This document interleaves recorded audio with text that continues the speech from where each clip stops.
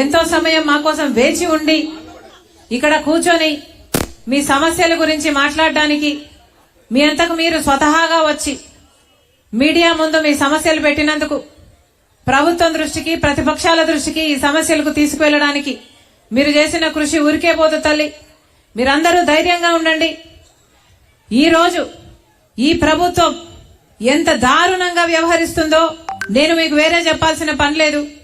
అన్నిటికంటే ఘోరం ఏమిటంటే దళితుల మీద జరుగుతున్న దాడులు. ఇక్కడ నా దగ్గర ఒక లిస్ట్ ఇచ్చాడు అన్న. దీంట్లో 60 పేర్లున్నాయి.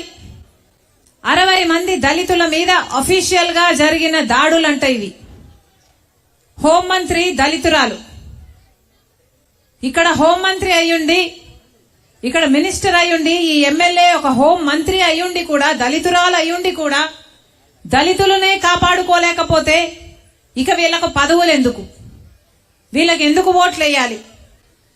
కనీసం దళితులకు కూడా రక్షణ కల్పించకపోతే ఇక మిగతా ప్రజలకు మీరు ఏమి రక్షణ కల్పిస్తారు?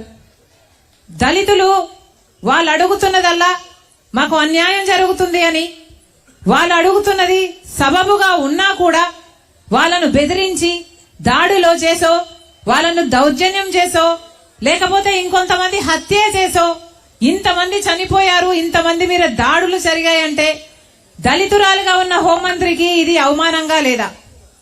మరి హోంమంత్రిగా ఎందుకున్నట్టు మీరు దళితురాలుగా ఉండి హోంమంత్రిగా ఉండి ఏమి చేయలేకపోతున్నారంటే మీకు ఆ పదవి ఎందుకు? రాజీనామా చేయండి.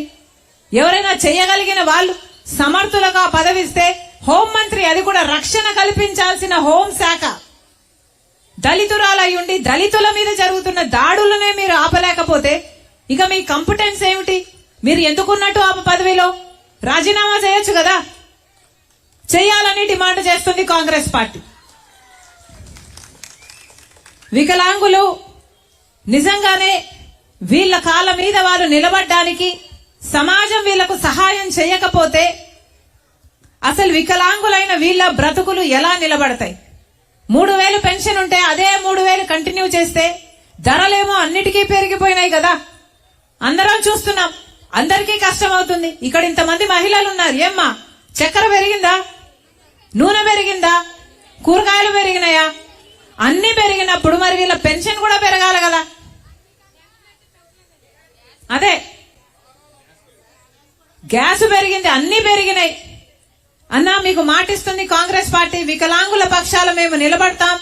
అంతేకాదు, మీరు వేరే దగ్గరికి వెళ్లి మీకు ఉద్యోగ అవకాశాలు చాలా తక్కువ కాబట్టి కాంగ్రెస్ పార్టీ అధికారం లేకొచ్చినాక మీకు లోన్లు కూడా ఇచ్చి మీరు చిన్న వ్యాపారాలు చేసుకుని మీ బతుకులు మీరు బతికేలా కాంగ్రెస్ పార్టీ చేస్తుందని మేము చూస్తామని నా మనసులో ఎప్పటి నుంచో ఉన్న కోరిక ఇది. మా మేనిఫెస్టోలో పెడతామని మీకు మాటిస్తున్నాం.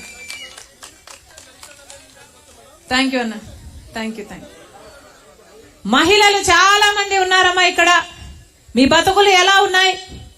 ఖర్చులు మీకు కొండంత, మీ కుటుంబాలకు మీరు చేసే త్యాగం కొండంత, కానీ మీకొచ్చే భరోసా ఆసరా గోరంత. మీరు ఆలోచన చేయండి. ప్రభుత్వం అంటుంది అమ్మఒడి ద్వారా 12,000 ఇస్తున్నాము కదా అని. అమ్మఒడి ఇచ్చేది కూడా 12,000 ఒక బిడ్డకి ఇస్తుంది. అంటే రాష్ట్రంలో అందరూ ఒకే బిడ్డను కనాలనా? రెండో బిడ్డ ఉంటే కనకూడదా? లేకపోతే చదువుకోకూడదా? ప్రభుత్వం సమాధానం చెప్పాలి.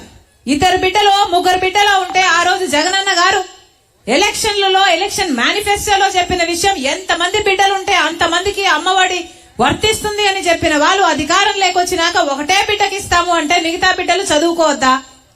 పోనీ అది కూడా ఇచ్చేదెంత? 12,000 మాత్రమే. 12,000లో చదివేస్తున్నారమ్మా బిడ్డలు? చదివిపోతుందా? సరిపోతుందమ్మా?